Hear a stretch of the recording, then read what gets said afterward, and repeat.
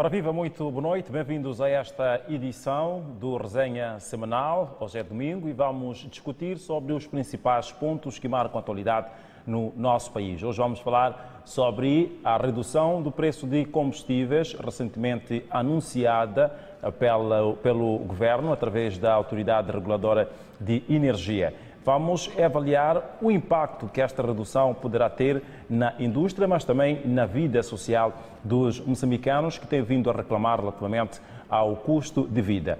Vamos ver até que certo ponto esta redução poderá impactar no setor de transportes ou então nos alimentos da primeira necessidade. Não vai ser o único tema, porque vamos também discutir sobre o modelo de eleição dos deputados. Recentemente, Venâncio Mondlane submeteu uma proposta, ou melhor, um ofício à Assembleia da República para discutir-se sobre o modelo de eleição dos deputados da Assembleia da República, porque este está mais para servir aos partidos e não necessariamente ao povo. Esta é a visão apresentada por Venâncio Mondlane e vai merecer alguma reflexão aqui no Resenha Semanal. Queremos encontrar o melhor modelo e vermos se de facto este modelo coloca ou não os deputados reféns dos partidos políticos. Eu sou o Luciano Valentim, é um prazer trabalhar para si. Conto hoje com o Dr. Domingos Gundana, conto também com o Dr. Elísio de Souza e o Dr. Ernesto Júnior. São estes três convidados que vão nos ajudar a refletir sobre estes dois temas que marcam a atualidade no nosso país e de extrema importância para o processo de governação. Vamos então avançar. Antes temos o nosso momento de ponto prévio e vou começar com o Dr. Gundana. Muito boa noite. O seu ponto prévio para esta edição. Obrigado. Boa noite a todos que nos acompanham lá de casa. Saudar aqui os colegas do painel assim. Agradecer a Deus pela vida. Bem, como ponto prévio, primeiro estamos todos de luto pela perda do grande jornalista, o jovem que ainda tinha muito a dar, Atanásio Marcos. De facto, todos ressentimos, porque era um homem, eu cruzei com ele várias vezes, sei da pessoa que ele era, então sentimos muito, esperávamos que ele melhorasse. Lamento pela forma como as pessoas antecipavam a sua partida. Nos últimos dias, as redes sociais andavam a dar essa notícia e ficávamos todos preocupados. Por que os moçambicanos tanto aplaudem quando alguém está em agonia, no lugar de orarmos e apoiarmos para que a pessoa melhore? Mas, no meu ponto real, queria falar um pouco hoje sobre a reabertura de portagens. Eu acho que está sendo um pouco injusto, principalmente na cidade de Maputo. Nós temos as portagens da circular a serem pagas e temos aqui de onde se vem a não ser pago. Então eu acho que ou devíamos parar com tudo, porque afinal de contas não deve haver filhos nem enteados. Muito obrigado. Dr. Ernesto, muito boa noite. Boa noite, Luciano. Boa noite, colegas de painel. Uma boa noite extensiva a todos os telespectadores em casa. Primeiro também prestar as minhas sentidas condolências à família do Atanásio Marcos e ao jornalismo em geral. Perdeu-se realmente um homem do jornalismo e que deixa um enorme vazio. Como ponto prévio, eu trago aqui a questão das propinas ao nível da Universidade Eduardo Mondlane. Nós estamos a ver aqui que alguns estudantes estão a ser obrigados a pagar propina de fevereiro e março, tendo em conta que estes meses eles não tiveram aula. Iniciaram aulas há 2 meses após o prazo ou o início estipulado pela instituição para o início de aula. e estão a ser obrigados a pagar esses 2 meses em que não tiveram aula. E a justificação da instituição é que semestralmente o estudante tem um determinado valor a pagar, e isto para mim não faz nenhum sentido. Trata-se realmente de uma cobrança ilícita. Como é que o estudante vai ter que pagar uma propina em que ele não chegou a frequentar as aulas? E está a transmitir uma imagem, na minha opinião, negativa daquilo que é a própria instituição. Porque nós estamos a perceber que é uma instituição, além de pública, é uma instituição de educação. Sendo uma instituição de educação, não poderia colocar em primeiro lugar a questão dos valores monetários, tendo em conta que o estudante não frequentou as aulas. Não tendo frequentado as aulas, como é que o mesmo estudante é obrigado a pagar por meses que lá não esteve? E o mais grave, o mais caricato, é que não se estende o período do semestre. É que se o semestre termina em junho, mas tem que pagar as 5 propinas, ou seja, não faz nenhum sentido. Então, como ponto prévio, chamar a atenção à direção máxima da Universidade Eduardo Mondlane e esquecer a trazer aquele tempo em que a Universidade Eduardo Mondlane era espelho para todo o moçambicano que queria lá estar. Então, com esse tipo de atitude, eu acho que é muito negativo. Trago isso como ponto prévio. Muito bem, muito obrigado. Doutor Elísio de Souza. Obrigado. Saudar a si, Luciano, os meus colegas de painel. Agradecer a Deus por estar aqui e pela vida, pela saúde.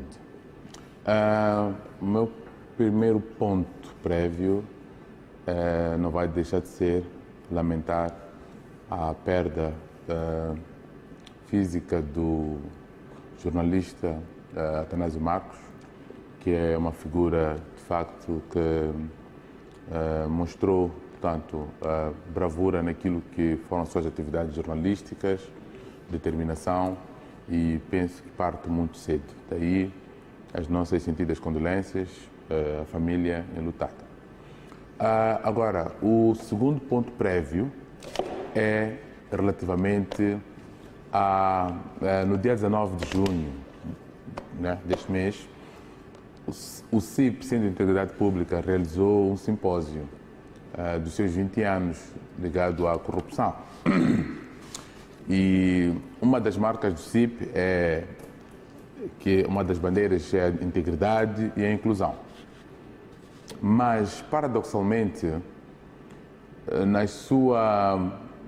portanto, no simpósio, o simpósio teve um painel eminentemente, portanto, digamos, contraditório com aquilo que vem, portanto, dizendo. Houve uma discriminação, porque estavam lá no painel deputados, antigos deputados da oposição, e não tinha nenhum deputado, portanto, do Partido Frelimo. Isto é discriminatório. Agora, a não ser que o CIP assuma-se como um partido ou como mais um partido da oposição. Porque se o CIP diz, apregoa que é pela inclusão, pela transparência, mas que nos seus eventos não convidam ninguém ligado, portanto, ou ao governo, ou ao partido dominante, uma vez que também tem outros partidos, portanto, da oposição. Nesse caso, até não queria só citar os partidos, mas são da oposição. Então, isto mostra, de algum modo, que não há transparência que se apregoa. E isto é muito grave para a democracia, porque não é a primeira vez, ainda por cima, durante a sua apresentação, falsamente, pelo menos aquilo foi a apresentação do próprio diretor, disse que convidou as pessoas, portanto, mas que as pessoas não quiseram lá ir. Mas, paradoxalmente, eu, como deputado, portanto, da bancada parlamentar da Frelimo, e tinha lá outro deputado, estivemos lá, assim que recebemos o convite por parte da Assembleia da República. Então, isto para dizer, de facto, que as organizações da sociedade civil também devem liderar pelo exemplo. Não basta só, portanto, ser mulher de César, é preciso parecer mulher de César. Então, de facto, é uma nota negativa para esta organização e penso e espero que das próximas vezes possam ser mais inclusivos nos seus eventos, a não ser que se assumam como partido da oposição. Muito bem. Antes de avançarmos com as nossas questões, também permitam-nos apresentar as nossas mais sentidas condolências pelo desaparecimento físico do jornalista Atanásio Marcos. O Resenha Semanal e a TV Miramar manifestam este sentimento de condolências aos familiares, amigos e também aos colaboradores da televisão pública. Que a alma de Atanásio Marcos descanse em paz. Vamos agora avançar com as nossas questões. Começo com o Dr. Gundana, olhando para este nosso primeiro tema, que é a redução do preço de combustíveis no âmbito do custo de vida. Vemos que desde a governação de Daniel Chapo, só para atualizarmos aqui os números, houve uma redução por 2 vezes dos produtos, neste caso petrolíferos, a gasolina até dia 18 de fevereiro ou até dia 19 de fevereiro de 2025 situava-se nos 86,25 centavos e agora está a 83,57 centavos.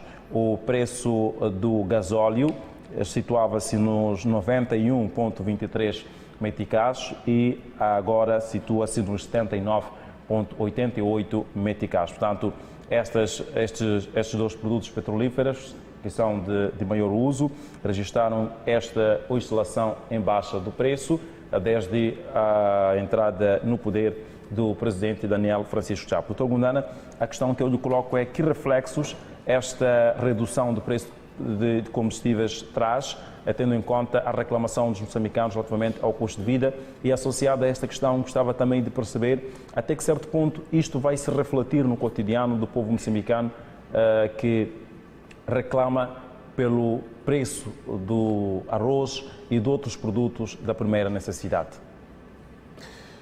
Muito obrigado. Bem, tudo o que é bom, todos nós gostaríamos de ter. Eu acho que o combustível, para um país cuja economia move-se terra a terra, os nossos produtos são transportados de um ponto para o outro via terrestre, é um benefício, mas esperamos que não se alega do que tem muito acontecido, por exemplo, o comerciante dizer que está a vender o produto a custo anterior porque adquiriu antes de baixar o preço de combustível para a retirada de um ponto para o outro. De facto, para o bolso de moçambicano, depois da situação que tivemos pós-eleitoral, eu penso que é bem-vindo a redução deste produto para muitos usuários de meios circulantes que necessitam todos os dias de compra de combustível. É muito bom. Há um trabalho que deve ser feito com a classe comerciante para que, de facto, tudo quando se baixa, principalmente quando se baixa o preço do combustível, também reflita naquilo que são os produtos dentro do próprio mercado. Porque ainda ontem, por exemplo, na cidade de Maputo, em alguns lugares, por eu andei em alguns mercados, os produtos estavam mais caros. E perguntava se as pessoas alegavam a aproximação das festas do 25 de junho e as pessoas acham que os produtos deviam ter um preço e não temos aqui a autoridade reguladora, aquela que chamamos de provedor, de consumidor, que devíamos ter para que possa, de certa forma, ajudar a expansão econômica, no sentido de verificar o acompanhamento total desse reajuste com aquilo que nós queremos que o cidadão final possa adquirir. Nós não somos um país ainda produtor de muitos bens alimentares. Ainda dependemos, de certa forma, dos nossos vizinhos e dos países de lá fora. Tanto ao chegar aqui o produto, para sair daqui, por exemplo, da cidade de Maputo para Inhambane ou de Porto da Beira para Tete, e alguém tem que entender qual é o comportamento hoje do comércio depois desse anúncio. Isso também demonstra que estávamos a ser burlados, de certa forma, porque se de fevereiro até aqui foi possível baixarmos 2 vezes e naquilo que eu acompanhei, há estoque suficiente para manter isso pelo menos 6 meses, o que significa que fomos muito tempo burlados e as pessoas tinham razão de reclamar sobre o custo de combustível na bomba, no lugar final onde o cliente final adquiria. Portanto, eu acho que é preciso também perceber-se onde e por que no passado o combustível chegou, e estávamos a falar do gasóleo a 21,23, era muito para hoje estarmos nos 80 e pouco. Significa que algum lugar, em algum momento, nós como cidadãos fomos sinceramente burlados e alguém beneficiou dessa manipulação. Muito bem, vamos fazer o nosso primeiro intervalo, é rapidinho, voltamos dentro de instantes com os demais painelistas também a deixarem as suas opiniões sobre esta redução do preço de combustíveis. Até já.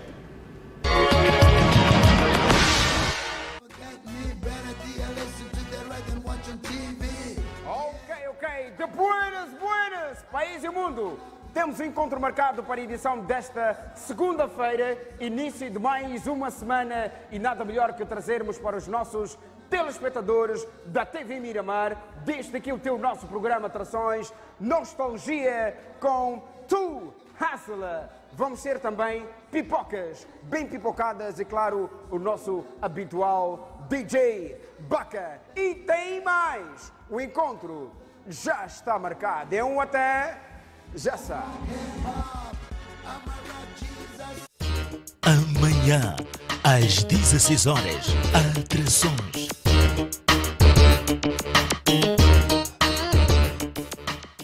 Lançamos ao mercado cheio de sonhos e convicções. Reunimos ideias, ultrapassamos obstáculos, mas nunca paramos para mostrar como melhorar o seu negócio e as oportunidades dos diversos setores da economia nacional. Especialistas em bolsas, variações da moeda, política monetária, fiscal e muito mais. Acreditamos no sucesso dos negócios em Moçambique, na TV e nas nossas plataformas digitais. Todas as terças-feiras, às 22 horas, Economia e Negócios. Com Edson Arantes. Todas as análises são feitas aqui, no Santuário da Economia Moçambique.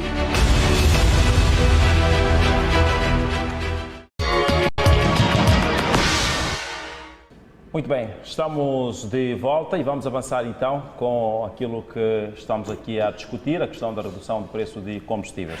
Vou agora interagir com o Dr. Ernesto Júnior.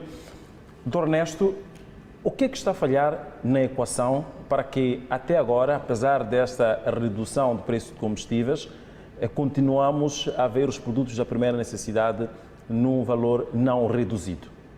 Bom, a redução do preço dos combustíveis é um meio, não é o fim.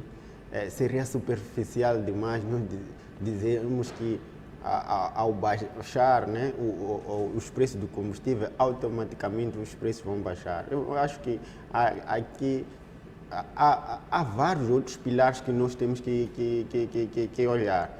Um dos quais nós temos que ver, por exemplo, a demanda de um determinado produto no mercado. Nós sabemos que quanto maior é a oferta, menor também é o preço desse mesmo produto.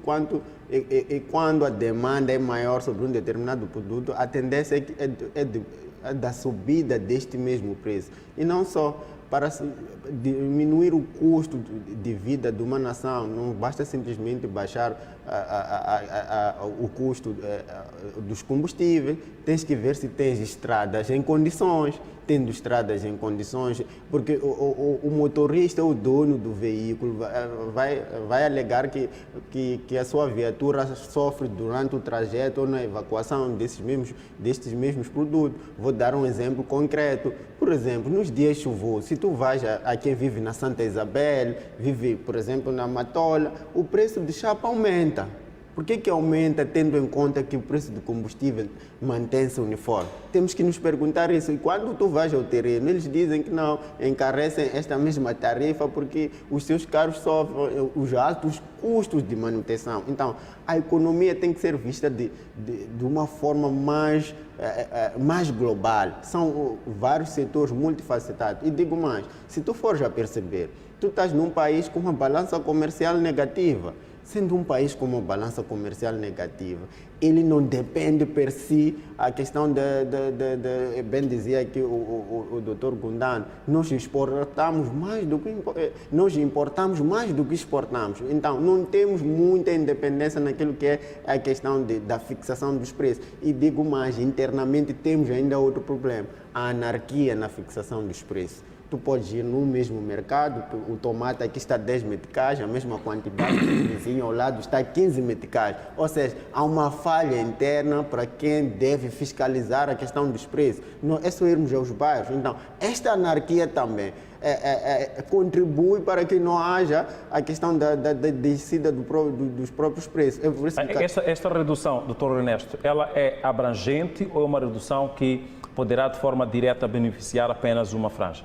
Bom, não é abrangente. É o que eu já dizia, que temos que ver vários setores ou várias nuances. Eu falei aqui, por exemplo, da demanda, da oferta. Temos que perceber todas essas nuances para perceber que, de forma superficial, o produto não vai baixar automaticamente, porque estamos a enfrentar esses todos os problemas. Se eu for a perguntar, por exemplo, o próprio Estado não tem controle quanto é que custa 1 quilo de tomate no mercado. Se tu fores à própria instituição, não vai te dizer isso. Tu vais a um supermercado, o preço é num outro supermercado, o preço é outro. Então, nós precisamos primeiro acabar com esta forma anárquica de fazer preço, também é fundamental. Porque aquilo que dizia o Dr. Gundano, eu concordo em parte, quando dizia que estamos a ser burlados. Porque quando sobe um determinado produto, não se explica por que está a subir. Quando sobe o preço do combustível, não se diz por que está a subir. Eu vou lhe a fundamentação tem sido geralmente a questão da conjuntura económica internacional que impacta os países produtores dos produtos petrolíferos. Aí é o que eu queria chegar. Se tu fores a recordar, nos últimos anos do presidente Armando Guebuza, que por aí o dólar rondava nos 33 meticais, um dólar em Moçambique, que depois disparou a sua subida para os 63, nunca mais desceu o dólar. Se tu fores a perceber, quando houve a questão de subida sucessiva dos preços de combustível, tivemos as greves. O que se dizia na altura é que o barril de petróleo estava a $100 ou mais.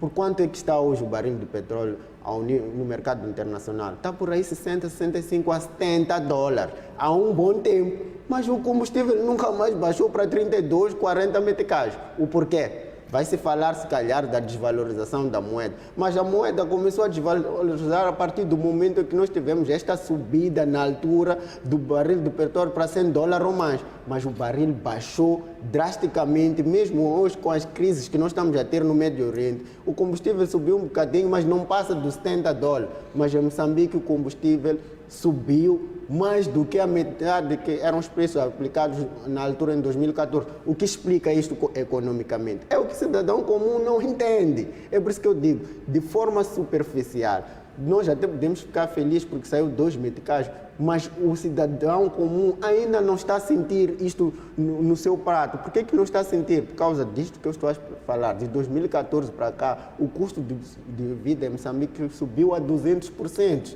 Então, se subiu a 200%, por mais que tu tires 2%, tu não vais conseguir reduzir o custo de vida de forma imediata ou automática. É necessário termos em conta estas todas nuances e o governo também deveria explicar o porquê o combustível, que na altura estava a $100 o barril no mercado internacional, tínhamos os preços e hoje estamos a 70 ou mais dólares por barril, mas mesmo assim nós estamos com preços mais altos e é ao nível da região. Muito obrigado. Muito bem.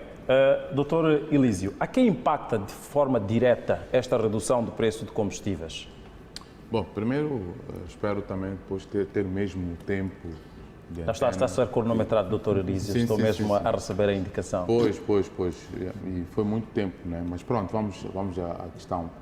Bom, primeiro eu sinto muito pela falta de humildade dos meus colegas em dizer parabéns, presidente Chapo, parabéns, governo de Moçambique, por esta obra de diminuição daquilo que é o grande nó de estrangulamento da economia, que é o preço do combustível.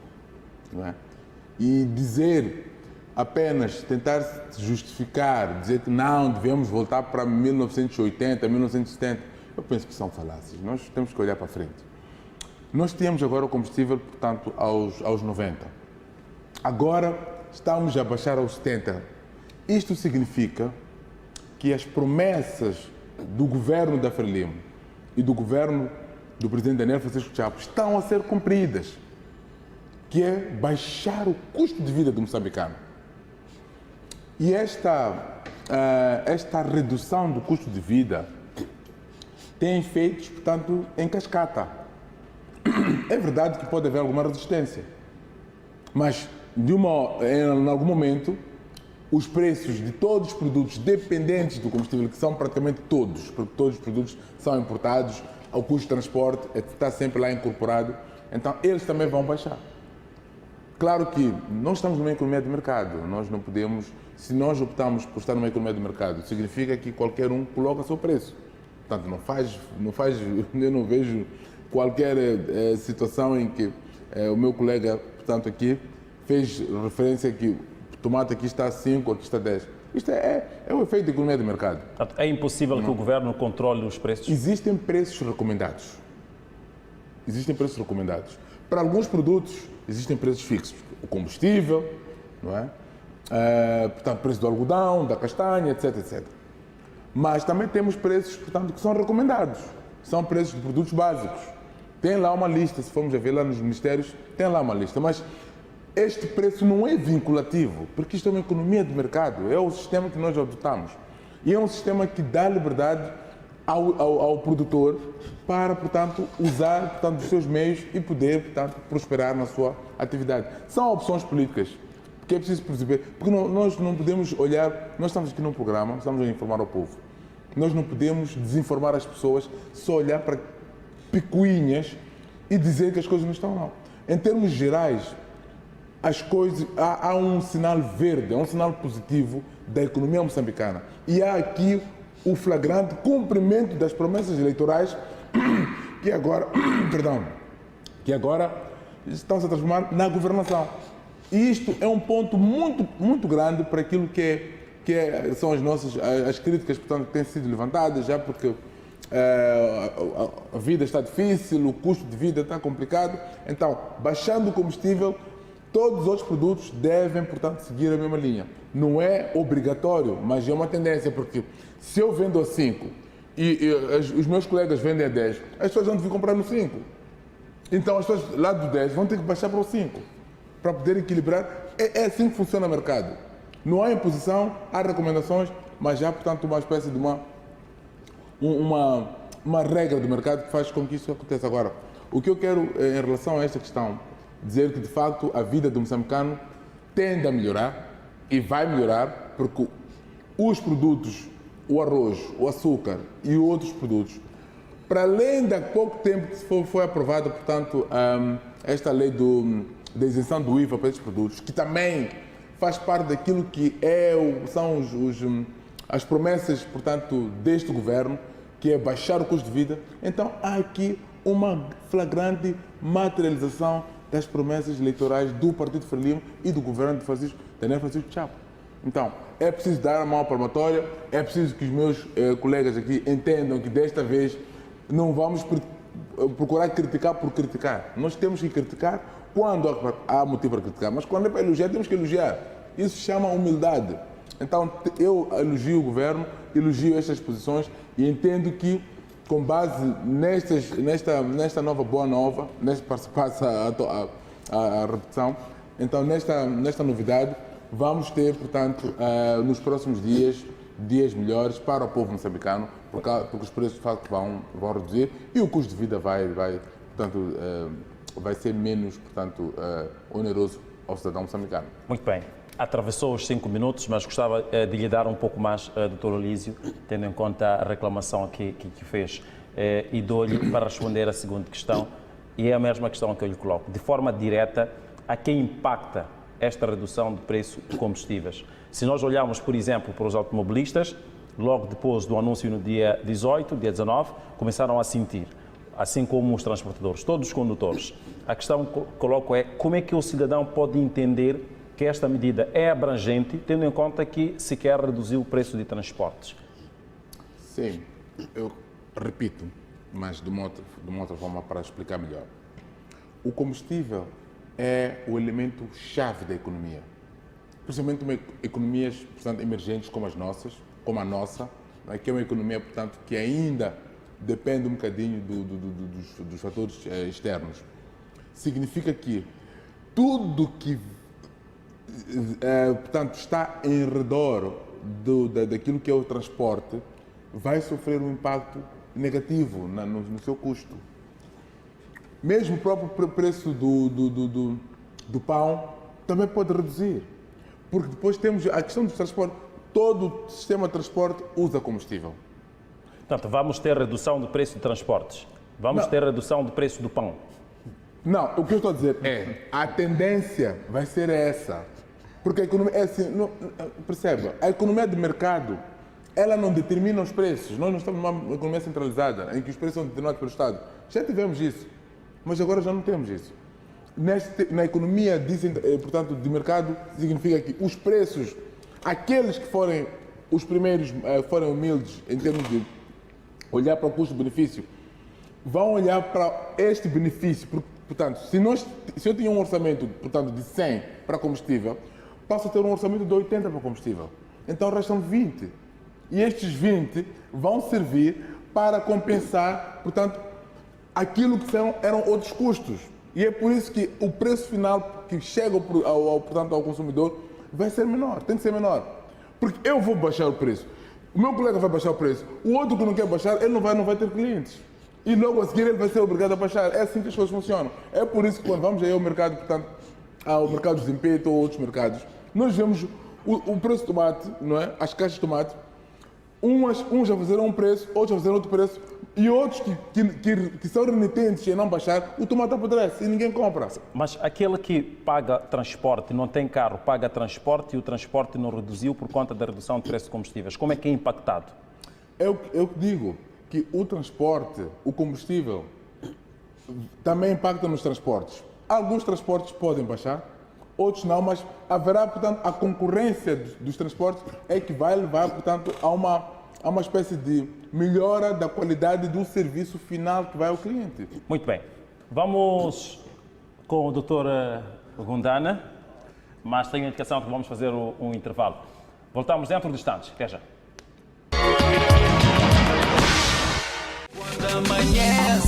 Segunda-feira vem mais uma edição, a primeira edição da semana de seu Belas Manhãs. Claro, o compromisso também com as melhores rubricas da sua revista matinal. Você só tem de estar conosco a partir das 9. E não para por aí, porque a segunda-feira é dia daquela habitual rubrica Eu e Doutor. Vamos ter na nossa sala de estar mais um tema muito importante ligado à saúde, mas também teremos o nosso espaço criativo. Tcharam! E num cantinho mais quente da nossa casa, mais uma receita chega para vocês, para nós, e vamos nos deliciar com um caril de amendoim de frango que vai estar por aqui, ainda acompanhado de arroz. A vossa atenção, coloquem aí mais um pouquinho de piripiri, um achar de manga, de limão, vai ficar perfeito ainda. Esperamos por vocês aqui na nossa cozinha. Até lá! Até lá! Amanhã, às 9 horas, Belas Manhãs. Temos um encontro marcado todos os sábados, pontualmente, 16 horas, aqui na sua TV Miramar, neste que é o teu nosso programa de Buenas.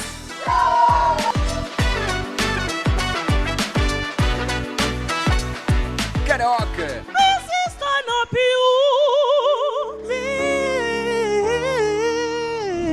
Música, dança,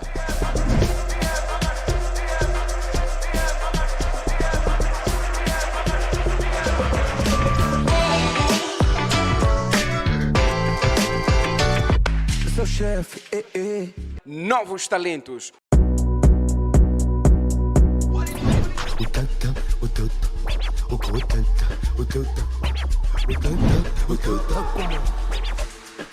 De Buenas Show é a cena.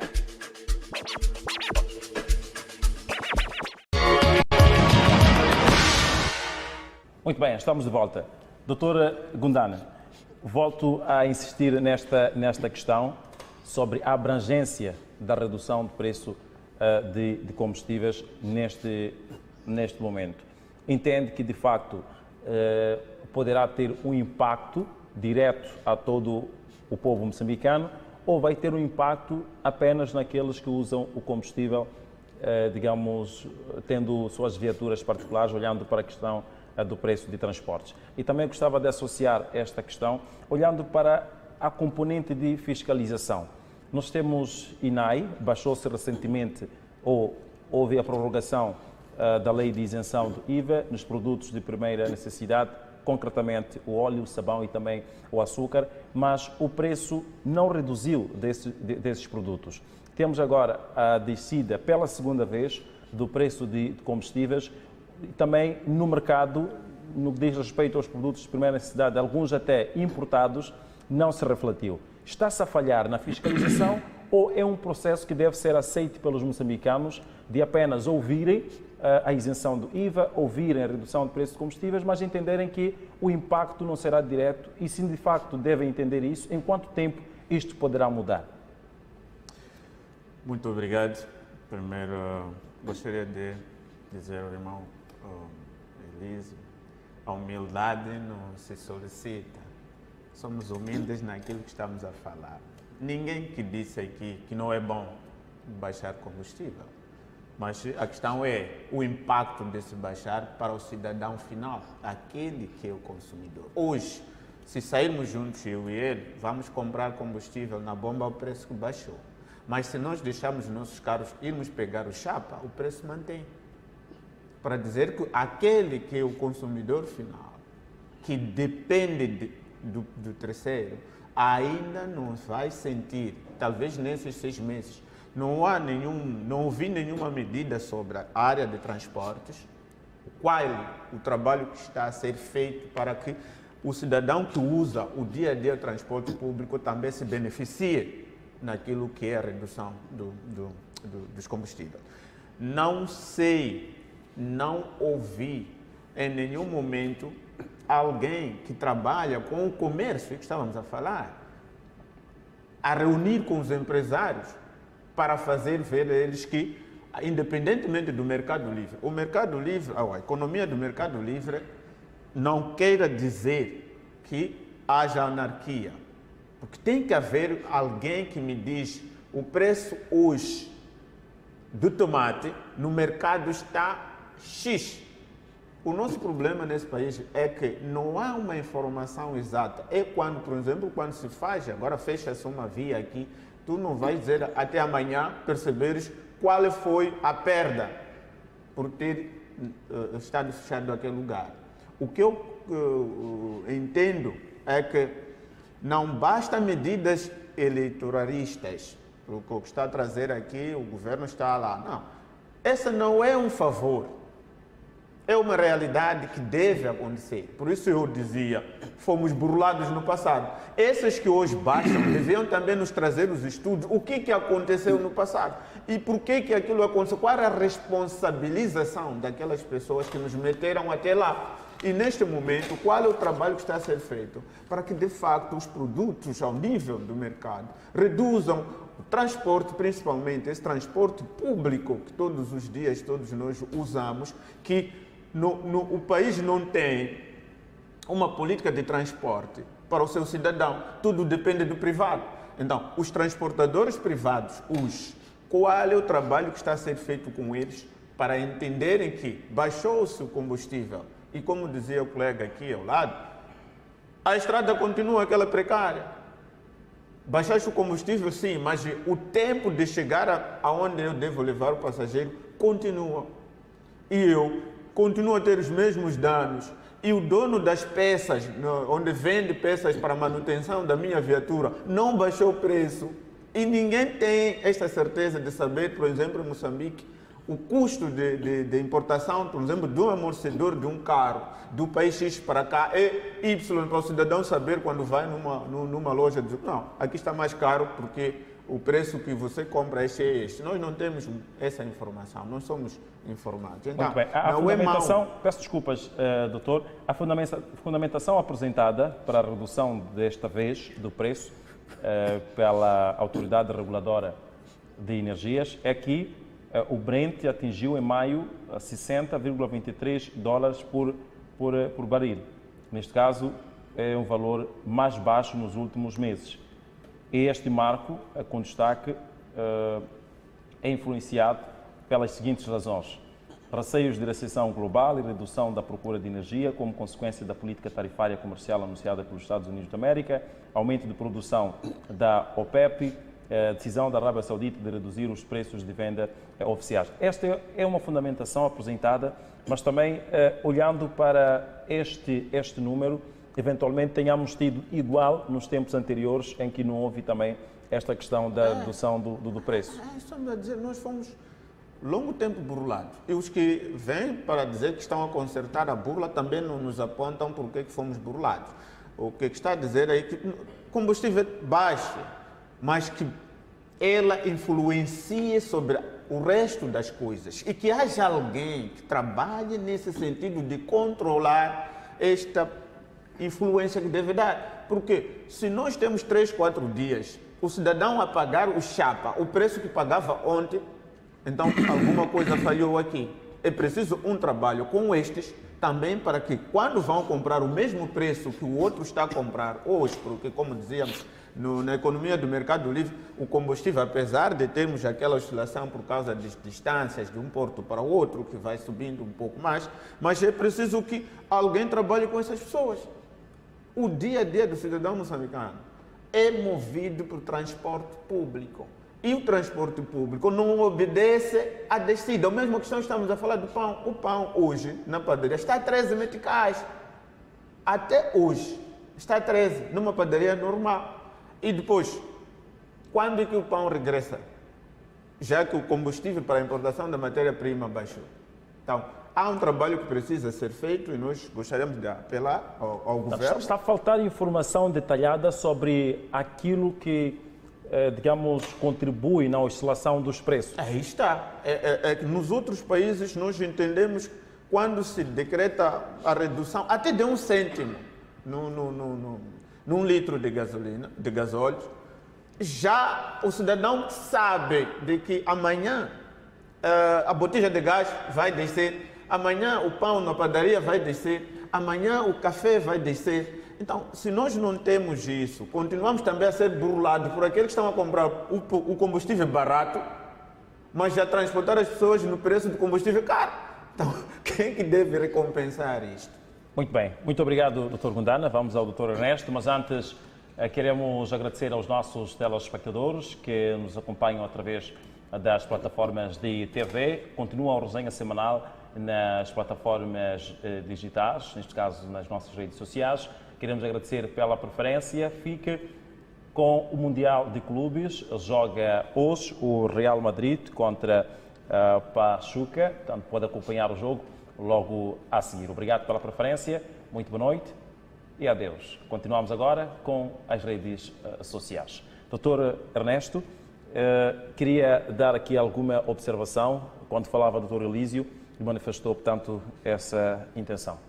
Sim, com todo respeito, Dr. Elísio, nós não podemos confundir a economia de mercado com a livre estipulação de preços individualmente, não é assim.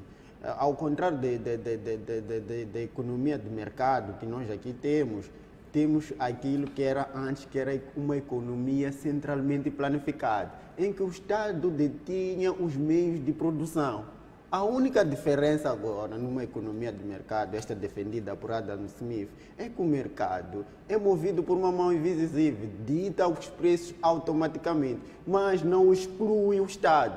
O Estado, numa economia de mercado, aparece como regulador.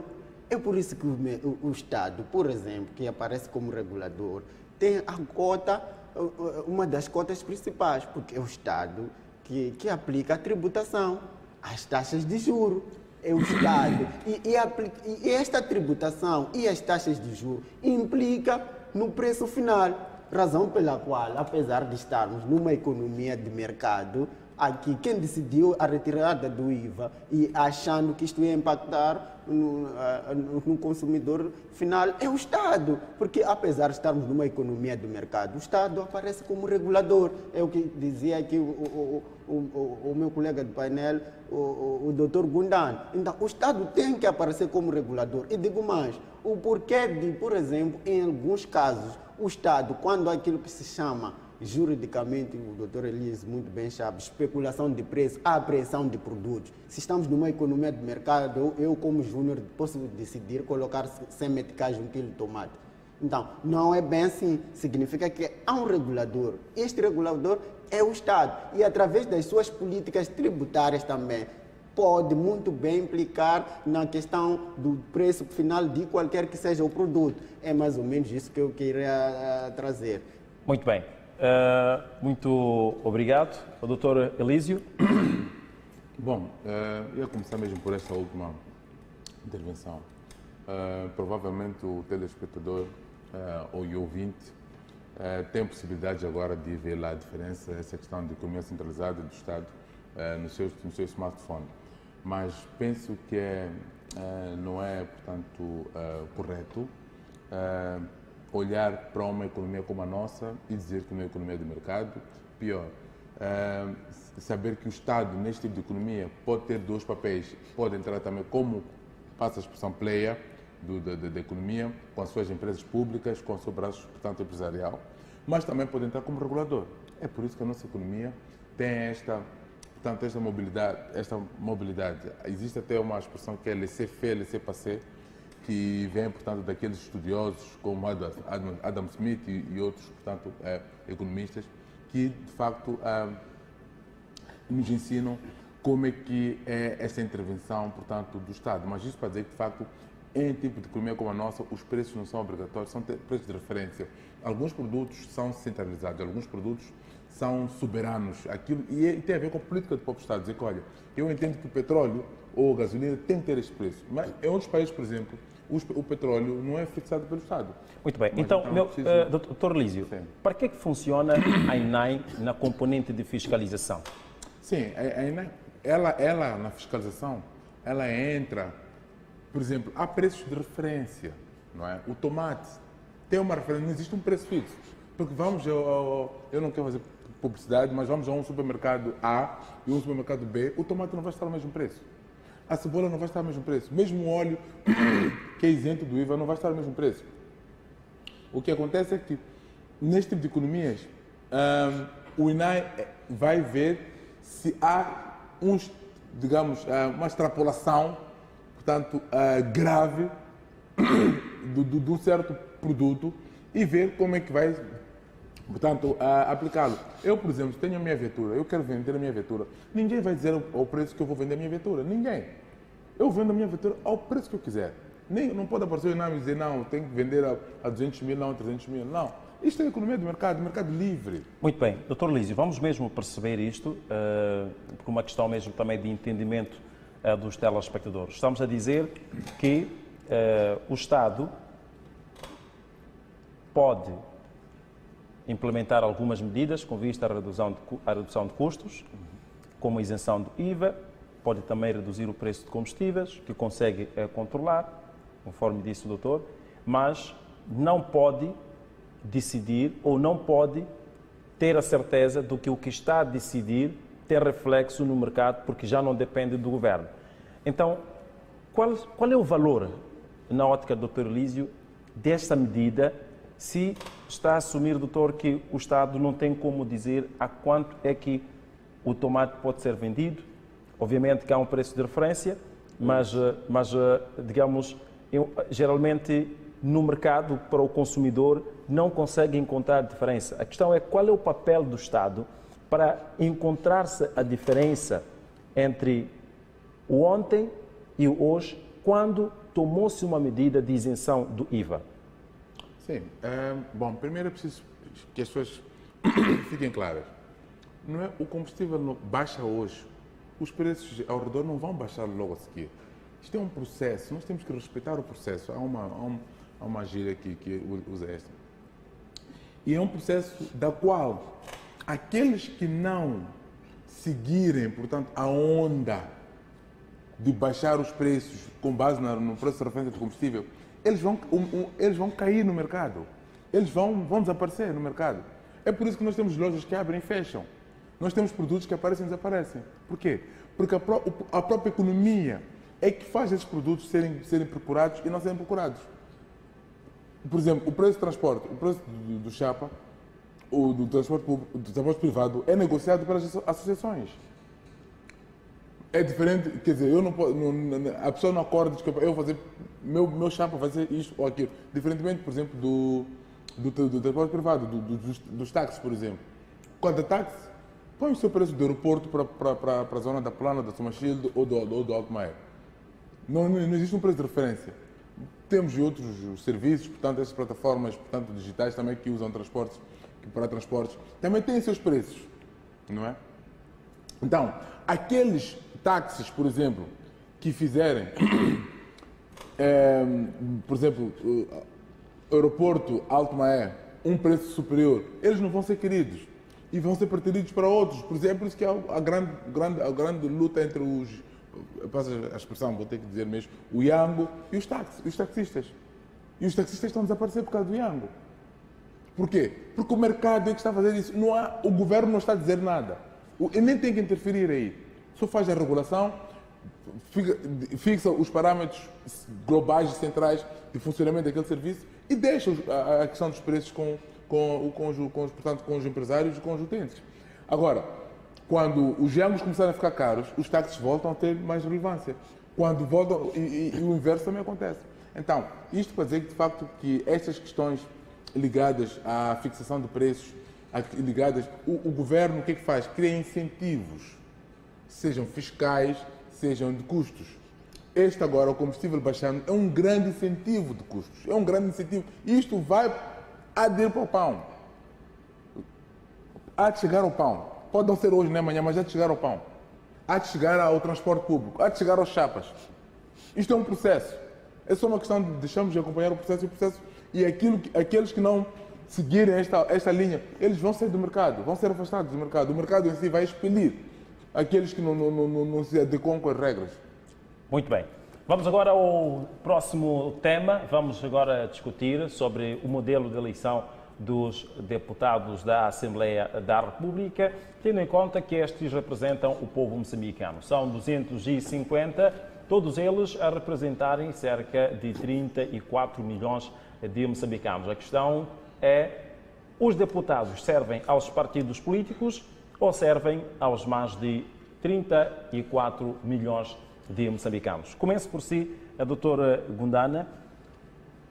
Primeiro, o deputado é eleito com base numa lista. Vota-se no partido, o partido elabora a lista, consoante a sua vontade, e prontos, de acordo com o número de votos, o deputado ganha um assento na Assembleia da República. mas este mesmo deputado pode não ser, digamos, conhecido pelo povo a quem vai representar. A questão que eu coloco é, doutor, este modelo ainda é funcional para o nosso país, tendo em conta os últimos acontecimentos e também tendo em conta a questão que se levanta sobre a servidão do deputado ao povo e não ao partido político? Muito obrigado. Eu acho que é um tema a correr tintas, é um tema a ser analisado com muita frieza.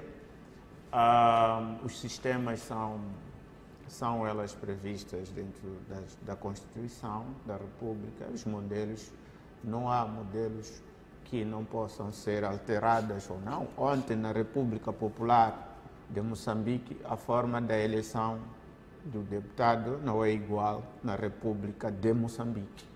A República Popular tinha uma forma de ser, quanto partido único, e a República de Moçambique tem outra forma de ser, quanto o multipartidarismo, onde os partidos estão lá.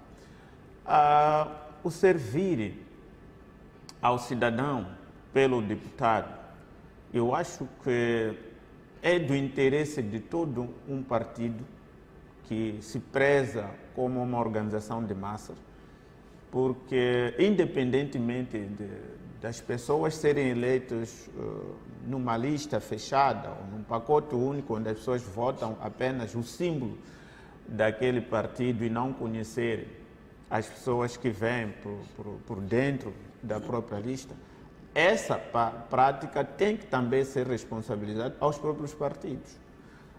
Porque se o partido se organiza e a luta final de um partido é governar, servir o cidadão, e esse servir do cidadão tem várias formas, tem estar no poder administrativo, que é o executivo, ou estar no poder deliberativo. E os seus elementos que estão dentro dessa mesma plataforma não aparecerem ao público a dizerem o que estão a fazer e como fazem, onde estão a fazer. Todo um deputado, por exemplo, da Assembleia da República está inserido num círculo eleitoral. Aqui, por exemplo, temos um deputado, no meu caso, é o deputado da primeira viagem, é a primeira vez que é deputado, está inserido num círculo.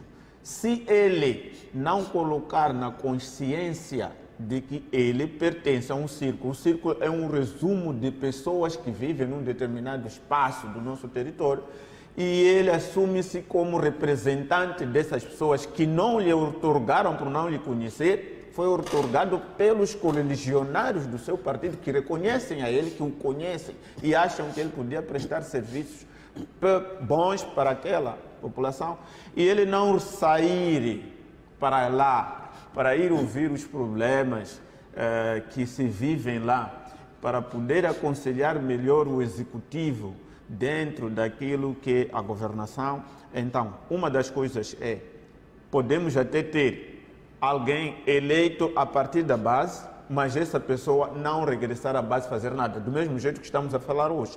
Nós temos um executivo que é eleito a partir da base, temos os governadores, por exemplo, agora também, os governadores são eleitos, tem um conselho executivo lá, que devem gerir o cidadão lá, mas o Estado falha na política de gestão do próprio país. Então, o deputado tem que ter na consciência, podemos mudar o modelo, isso não é problema, pode-se mudar, mas ele não servir mesmo assim, a partir do momento que for eleito e achar que já está eleito e o cidadão não tem mais capacidade de o tirar durante os 5 anos.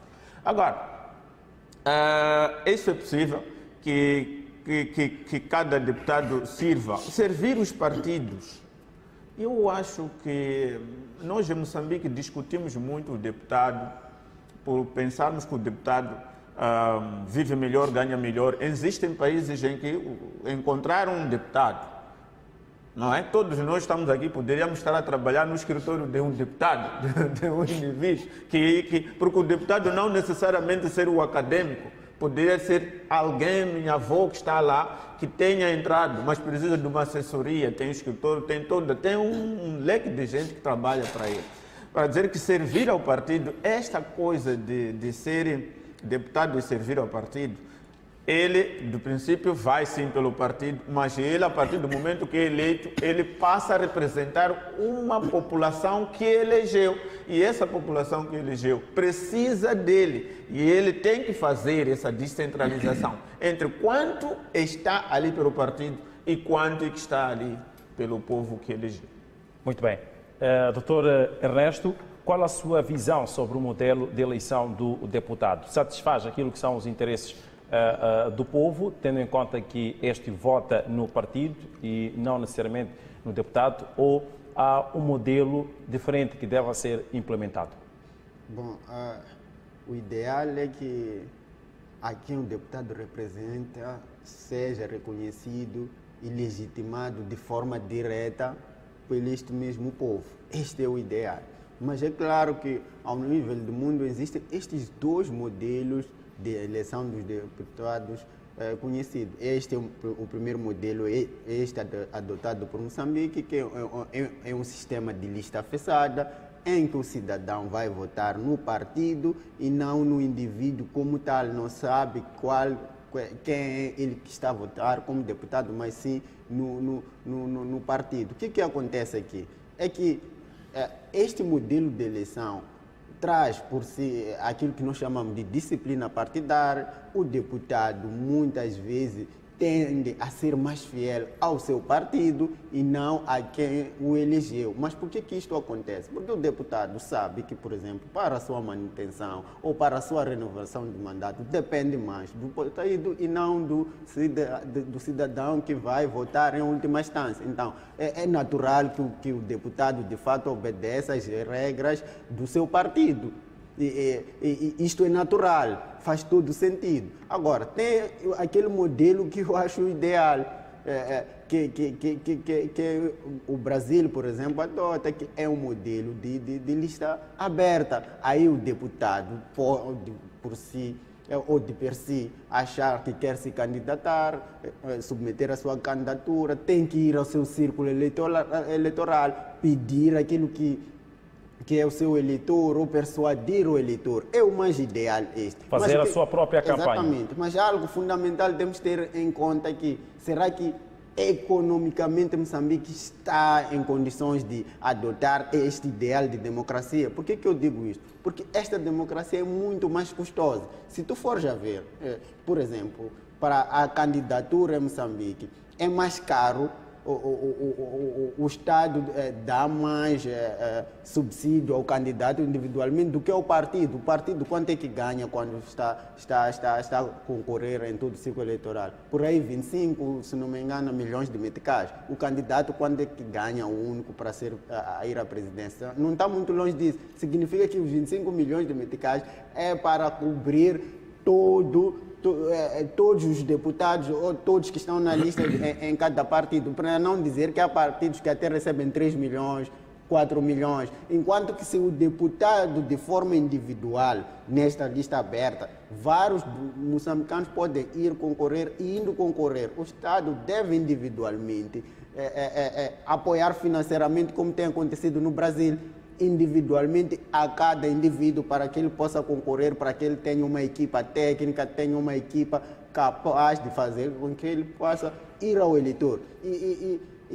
digo mais, por exemplo, no atual modelo, é por isso que eu digo que as questões econômicas são muito fundamentais aqui ao pensar, porque é o modelo ideal de fato, mas há uma questão econômica. Por exemplo, no atual modelo, os partidos ao nível do parlamento são formados por bancadas. As bancadas, dependendo de quantos deputados tem um número limite, por exemplo, de assessoria, do seu pessoal de apoio. Mas se tu tens este sistema de lista aberta, cada deputado, como dizia muito bem o Dr. Gundano, tem que ter o seu assessor, tem que ter a sua equipa de apoio, cada deputado individualmente. Será que o Estado estaria em condições de pagar individualmente esta equipa técnica, esta equipa que vai assessorar? É por isso que é normal em vários países tu encontrar pessoas que não sabem ler nem escrever, são deputados, porque tem esta equipe que é paga pelo Estado de forma que possa lhe assessorar. Em suma, dizer o quê? Que o modelo ideal, de fato, de uma democracia ideal e consolidada, é necessário que tenhamos um sistema de lista aberta em que o deputado possa mesmo se comprometer com o indivíduo que lhe elegeu e não esse sistema que nós temos. Porque uma vez o deputado eleito, eu costumo dizer que temos que acabar com o sistema de deputado elitista. Eu acho que o nosso sistema ainda é muito elitista. O deputado, uma vez eleito, é aquele que é sua excelência, já não vai... A distância em termos de tratamento entre o deputado e quem o votou acaba sendo exatamente, enorme. Enorme, já é uma questão elitista. O deputado acaba, de alguma forma, esquecendo que para sentar naquela cadeira depende daquele cidadão pacato, depende daquela mamana que vende tomate. Então, nós tendo uma lista aberta, é normal em vários países tu ver os deputados no meio da multidão. Por quê? Porque sabe que muitas vezes aquele é o seu verdadeiro patrão. Se ele se dissociar deste cidadão, não vai renovar aquilo que é o seu mandato. Então, é o modelo ideal, mas precisa o país, neste momento, de se preparar economicamente, porque é uma democracia muito cara. Pode encarecer a nossa democracia por 10, 15, 20 vezes a mais do que temos agora. Muito obrigado. Bem. Doutor Elísio, qual é a sua observação? O modelo que está a ser atualmente implementado é o modelo mais adequado para a democracia moçambicana e é um modelo que de facto espelha a vontade do povo ou é um modelo que deve ser revisto? Sim, obrigado. Bom, primeiro, é verdade que sou suspeito, não é, neste tema, sendo eu um deputado eleito por lista fechada, não é? Então, facilmente posso ser arrastado, portanto, para concordar com este modelo. Mas, acima de tudo, olhando academicamente, ou pelo menos de uma forma técnica, eu concordo, portanto, com grande parte daquilo que, com as notas e observações, portanto, do colega Júnior, né? Sim, do colega Júnior, e do qual os modelos de lista aberta são extremamente onerosos e insuportáveis para qualquer realidade econômica como a nossa. Mas dizer que existem também outros modelos, não existe só lista fechada e lista aberta. Existem modelos intermédios que, dependendo daquilo que sejam, portanto, as opções, eles, portanto, alguns países têm mais ou menos, portanto, um sistema 50% lista fechada, 50% lista aberta, etc, etc. Mas o mais importante é que este modelo, não é, consegue servir às aspirações do povo. Consegue ser um modelo que se adequa à nossa realidade. Porque muitas vezes nós queremos, às vezes, copiar algumas coisas de fora, sem olhar para a nossa realidade e depois podermos ter alguns problemas de enquadramento e até, portanto, de ajustamento. Mas penso que é verdade que a lista fechada pode, na altura do voto, portanto, como referiu o colega Gondana, a gente vê lá o símbolo, não é? Mas há uma gestão interna dos partidos e é preciso dar crédito a essa gestão interna, porque os partidos políticos têm a sua política, o partido político tem a sua agenda eleitoral e vão lá para governar, não é? Pelo menos a grande maioria, não é? Concorre para governar. E nesta corrida eleitoral, então há sistemas próprios legais intrapartidários que também são aplicados para se escolher ou para se formar cada uma das listas, portanto, partidárias. Então, significa que existe um controle partidário das listas, mas isso não significa que o deputado da Assembleia da República, ao chegar na Assembleia da República, continue a ser dependente da sua lista. Não. O deputado passa a ser deputado da República de Moçambique e não apenas deputado. É verdade que tem uma veia, portanto, partidária, por onde veio e tem lá as bancadas partidárias, mas este deputado serve ao país e não só serve ao partido. Então, penso que é um modelo, portanto, que temos estado a usar, é um modelo que até hoje deu certo, não há razões de queixa. Essas novas, portanto, propostas que tendem a ser, que tendem a surgir, elas, portanto, já foram experimentadas em várias realidades e têm seus constrangimentos. Por exemplo, em termos de representatividade, este modelo garante que vai estar representado aquele que for mais votado. Porque isto é importante, não é? Quem o povo quer é aquele que vai ser colocado, portanto, a representar a maior a percentagem dos 250.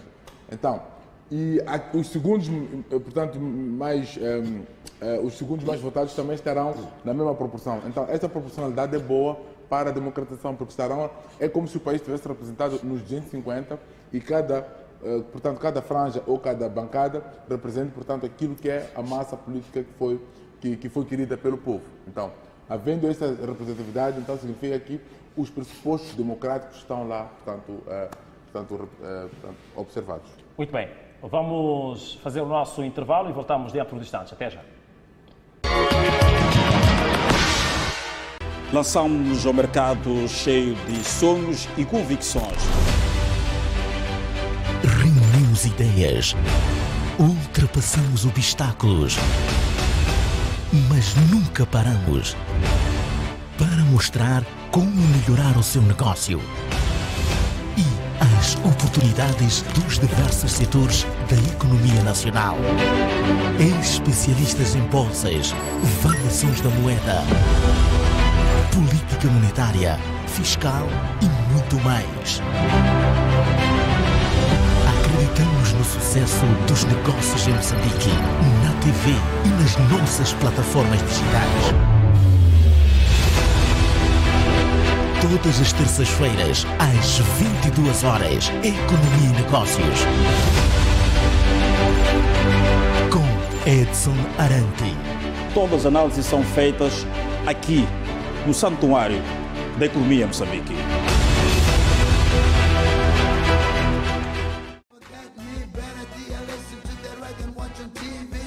Ok. De buenas, país e mundo.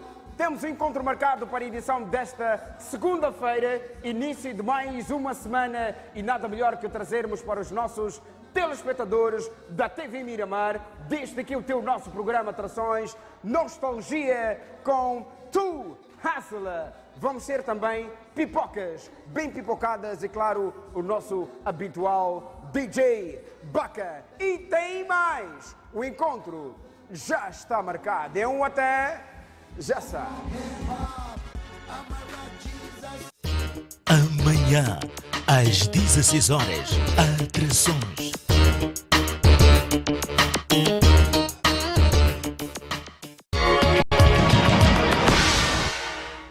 Muito bem, estamos de volta. Dr. Gundana, por que que o deputado da Assembleia da República deve satisfazer o seu partido?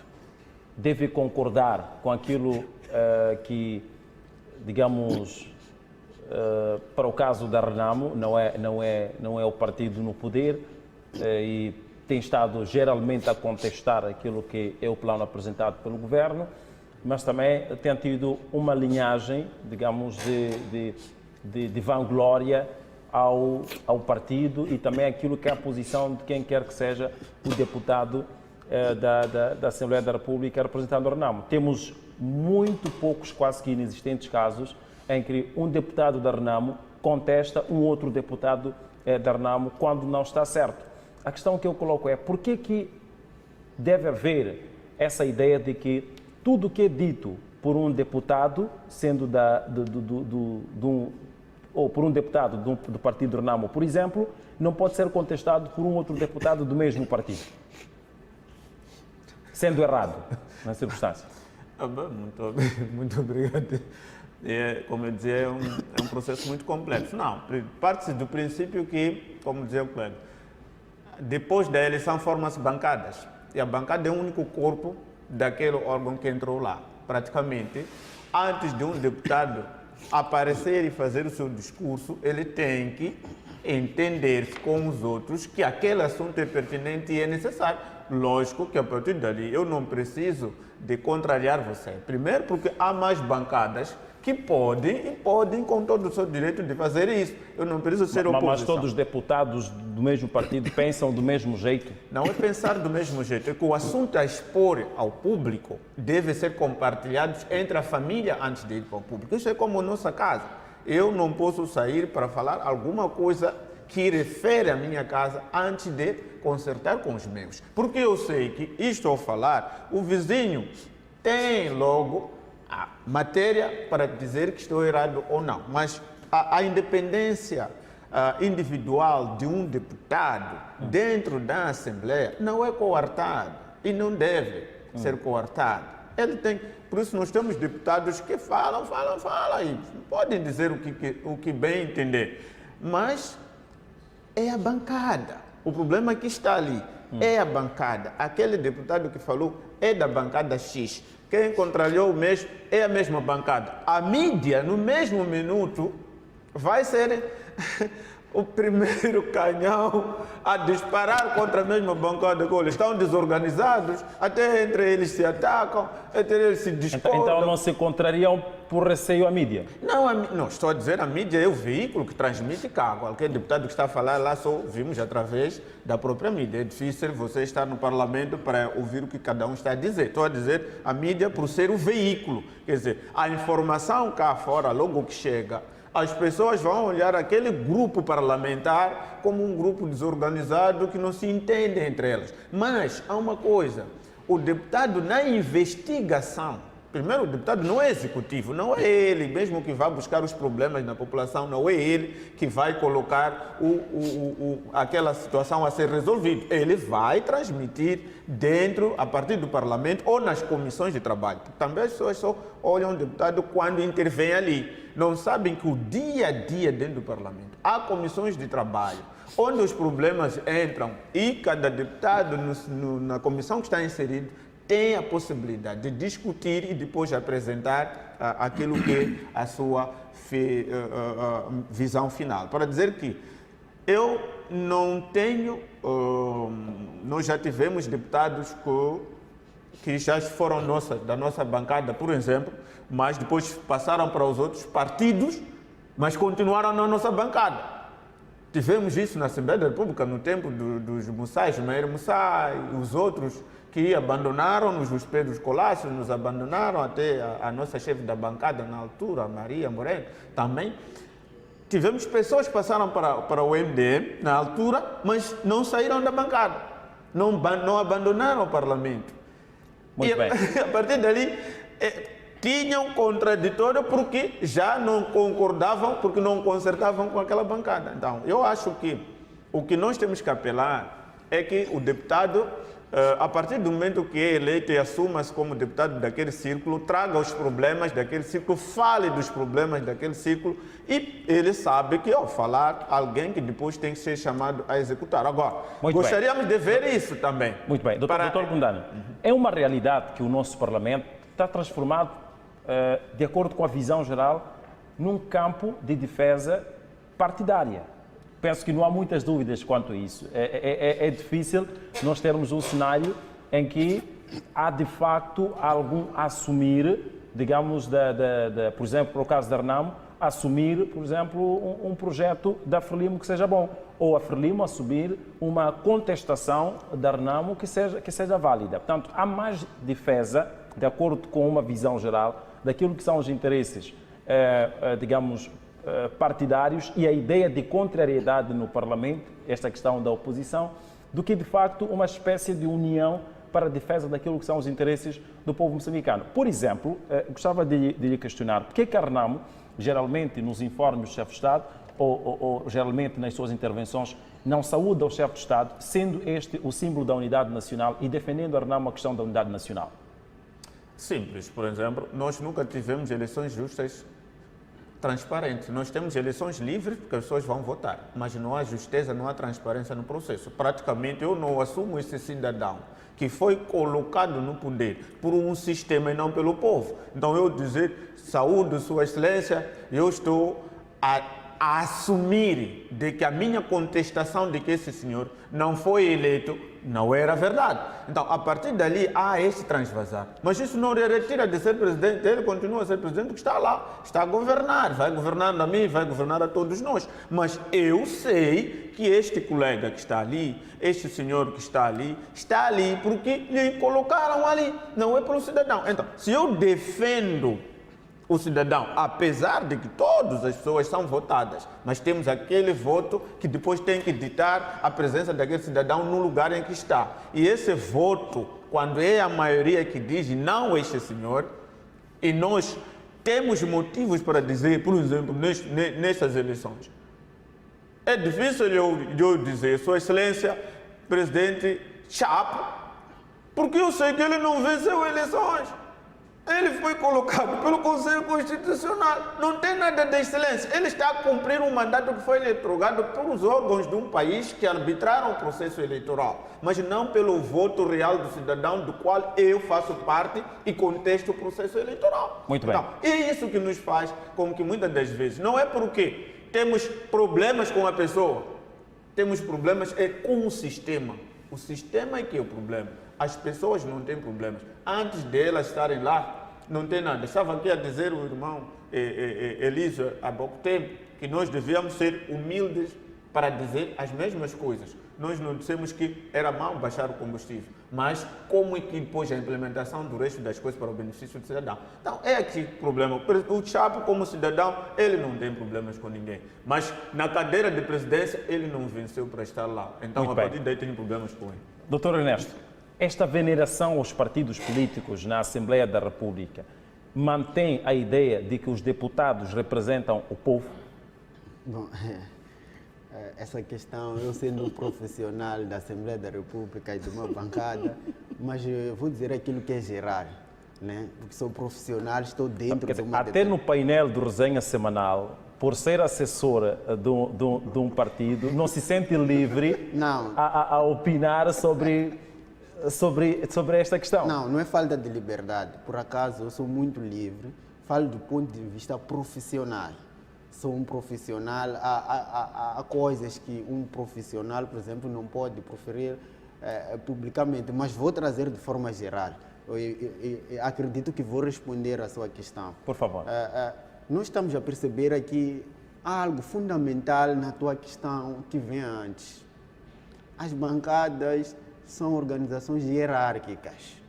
Significa que um deputado, uma vez eleito, e ele compõe uma bancada, dentro da bancada, cada partido se organiza de forma hierárquica. É por isso que tu tens lá um chefe de bancada, tens um relator, tens um porta-voz, e por sua vez também, o parlamento tem um modelo de organização. Dependendo da proporcionalidade de cada partido, há um tempo estipulado para que cada partido, cada deputado possa intervir. Este tempo, a bancada se organiza internamente. Por exemplo, estamos a falar, por exemplo, da aprovação do plano quinquenal. As bancadas se organizam internamente e, organizando-se internamente, há uma discussão interna.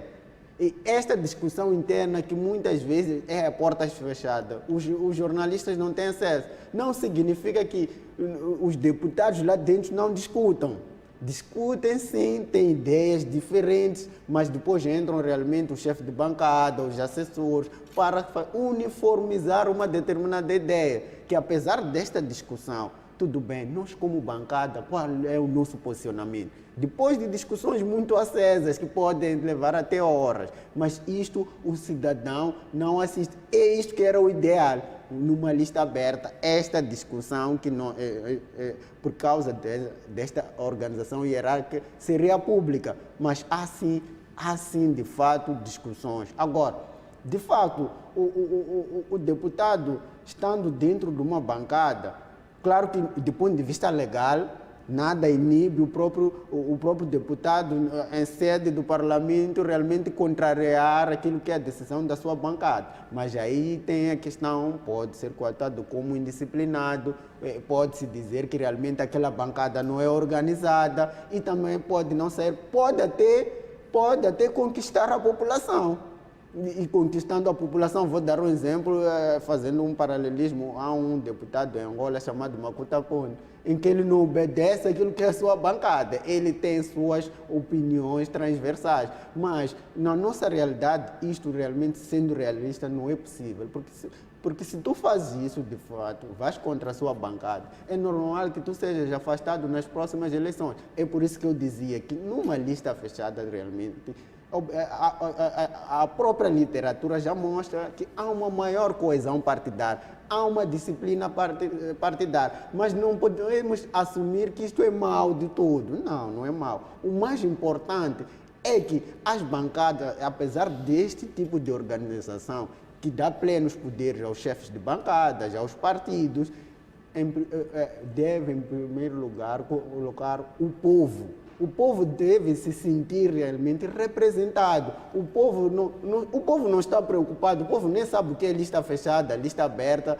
Somos nós que achamos que estudamos muito e achamos que o melhor modelo é este. O povo que quer, de fato, é de deputado que defende os seus interesses. O povo o que quer realmente é do parlamento que defende, em primeiro lugar, os seus interesses. Não interessa se é ao nível de bancada, se é uma lista fechada ou aberta. Eu acho que o debate tem que ser este. Será que nosso parlamento, de facto, está a defender os interesses do povo? É isto que nós temos que ver, porque o modo de organização, há discussões sim, mas tu não tens muito campo de manobra para contrariar aquilo que é a sua bancada, porque estaria a dar o tiro no seu próprio pé. Ou seja, o teu partido pode não ser reeleito. Muito bem.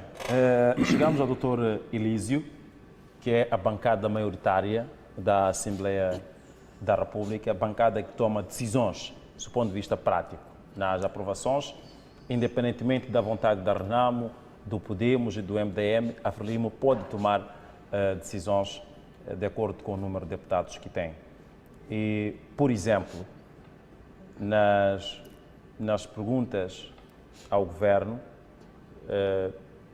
recentemente tivemos inclusive algo digamos, diferente. Ouvimos, por exemplo, o ilustre Raimundo Diomba falando, obviamente, em nome da bancada, a recomendar ao Governo para que seja mais transparente e tenha mais atenção, por exemplo, na questão das receitas advindas do gás, mas raramente temos tido cenários em que os deputados livremente se expressam sobre determinadas matérias e contrariam aquilo que é a posição do Governo. Muito, muito raramente, quase que nunca. Por exemplo, nas perguntas ao Governo, sabe-se que está-se num processo já há algum tempo sobre a N1 e a Frelimo, por exemplo, não colocou esta questão e raramente tem colocado questões que de facto colocam, digamos, entre aspas, contra a parede do Governo. A questão que eu coloco é, aquilo que a Frelimo questiona na Assembleia da República, aquilo que a Frelimo fala na Assembleia da República como deputados, de facto reflete aquilo que é a vontade dos eleitores ou daqueles que elegeram os deputados? Sim, bom, obrigado. A questão é interessante, sim, mas só como introito, dizer que, de facto, apesar da Frelimo, neste momento, ter uma maioria esmagadora no Parlamento, mesmo assim, tem sido, pelo menos nesta legislatura, a prática, a procura, a busca incessante de consensos. É por isso que nós temos algumas leis que foram aprovadas não só por consenso, até por aclamação. E isto, mesmo respeitando aquilo que são as vontades expressas por alguns partidos, portanto, minoritários, da qual tem havido uma coordenação interbancadas, tem havido uma coordenação até mesmo ao mais alto nível no Parlamento, para que não sejam leis que sejam leis do Partido Frelimo, sejam leis de todos os partidos que estão a representar o povo moçambicano. E penso que nossa Assembleia da República está de parabéns nesse aspecto. Agora, olhando para a questão que coloca sobre... Era mesmo sobre... Eu coloquei a questão no sentido de a Frelimo entender que aquilo que discute, aquilo que aprova de facto do interesse do povo. Obrigado. Esta questão das perguntas que são feitas ao governo, das opiniões do partido Frelimo em relação às intervenções na Assembleia da República. Isto primeiro começa a nível das bancadas, é sempre discussão, como diziam os meus colegas. E como dizia o colega Gondano, a bancada é um corpo. Ela não se pode dissociar. Nós como partido, não podemos, quer dizer, não ter opinião sobre um certo assunto. Agora, as opiniões são discutidas. Dentro do partido até pode haver votação para ver qual é que é a posição que se abraça, não é?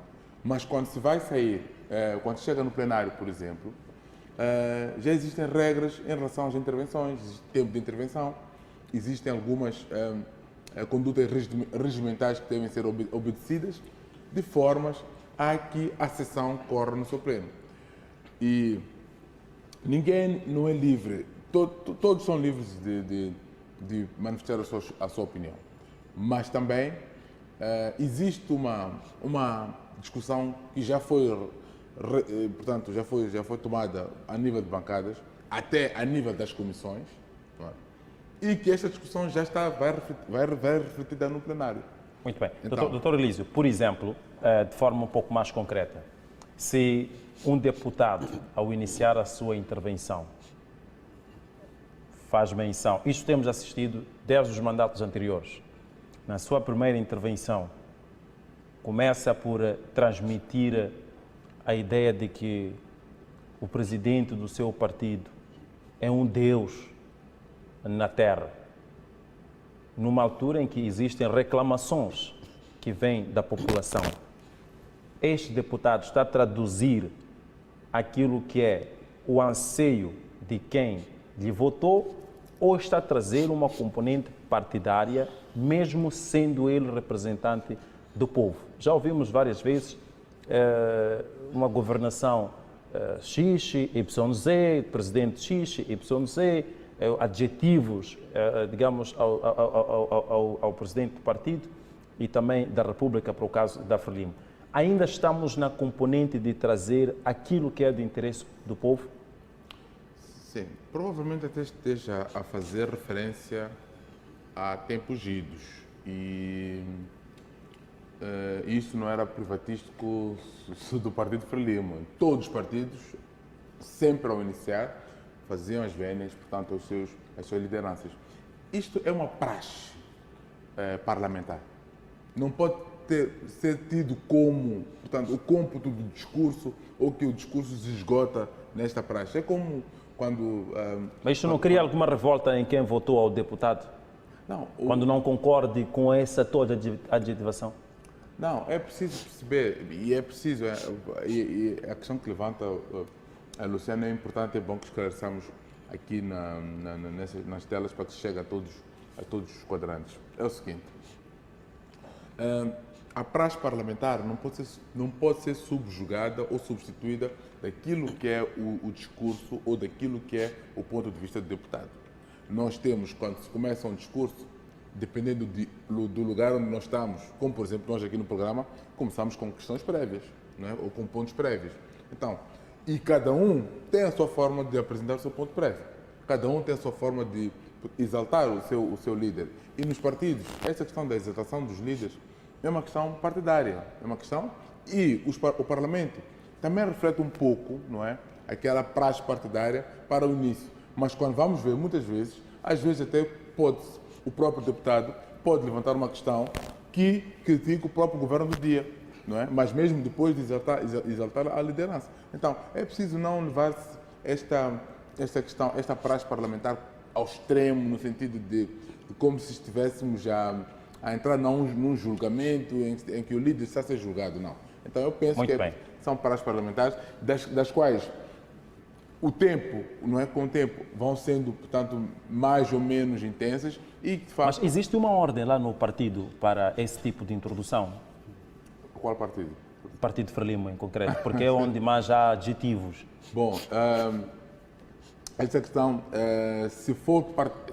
tecnicamente, se for partidária, eu penso que nem estaria em condições éticas e deontológicas de dizer quais são as ordens que vem do partido, mas o que eu posso dizer é que tudo o que acontece a nível do Parlamento, a nível dos discursos e a nível, portanto, da apresentação dos deputados, são questões regimentais, são questões que não contrariam, portanto, aquilo que são os ditames e as normas da Assembleia da República e, acima de tudo, são questões que são levantadas para o bem, portanto, do povo, porque as questões, muitas vezes, dos discursos que estão lá levantadas, e principalmente quando é para a intervenção do governo, é mesmo para chamar a atenção ao governo e melhorar, portanto, o processo de governação e fazer, e sim, nós, mas, como deputados, doutor, é obrigatório lá no partido endeusar, se é que existe esse termo, o líder do partido no Parlamento? É que as introduções têm sido geralmente assim, dos deputados. Em relação à introdução, sim, à adjetivação ao presidente do partido e, consequentemente, ao presidente da República, ou da República, consequentemente... Não, vamos olhar para o regimento. Olhar para o regimento. Então, muito bem, vamos dar 45 segundos ao Dr. Gundana, 45 segundos também ao Dr. Ernesto, por favor, para considerações finais. Bem, duas coisas aqui importantes. É que nós, no dia em que tivermos um presidente da República que não seja presidente de um partido, claramente tenho a certeza que todos os deputados na Assembleia da República poderão até dar esta vênia a um presidente da República. Neste momento é muito complicado porque quem dirige o Estado moçambicano automaticamente é presidente do partido. E você não pode elogiar o presidente de um outro partido, mas também tem o seu presidente do seu partido. Então, no dia que tivermos um cidadão presidente da República de Moçambique, a partir do momento que toma posse como presidente da República, fica isento da cor partidária, acredito que todos estaremos com a bandeira da República de Moçambique e aí quem quiser fazer... Mas há um cenário, Dr. Gundana, eu creio que este debate poderemos continuar a ter. Há um cenário em que até o próprio povo que elegeu o deputado é menos adjetivado em relação ao presidente do partido. Daí a questão é, o Parlamento é do povo ou é dos partidos políticos? Normalmente, tudo tem uma estrutura. Tivemos situações em que, por exemplo, na última legislatura, não sei se voltou aquele deputado da Frelimo, que era o mais adjetivador.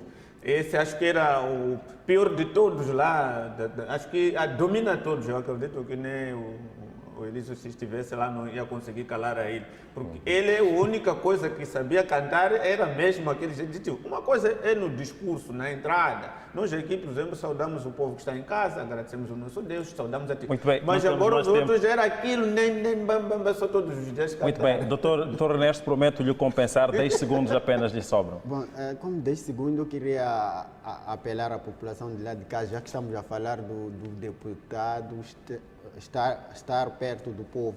Nos próximos 3, 4 meses, parece que os deputados regressam aos seus ciclos eleitorais e devem trabalhar, é de lei. Então, tem lá a oportunidade da população de questionar, de exigir e, se calhar, de recomendar que na próxima sessão queira ver melhorada ou que continue a postura dos seus representantes. Então, é chamar a atenção à população que tem esta oportunidade de ímpar, porque os deputados estão aí no terreno e estão para trabalhar diretamente convosco. Então, aproveitem, façam críticas e recomendações e muito obrigado.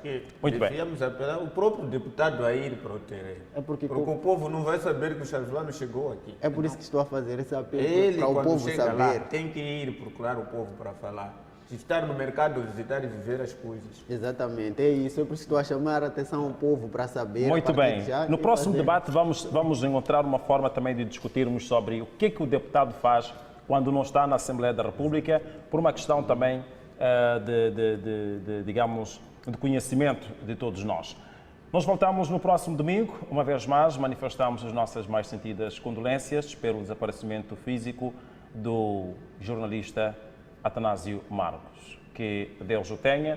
Boa noite e adeus.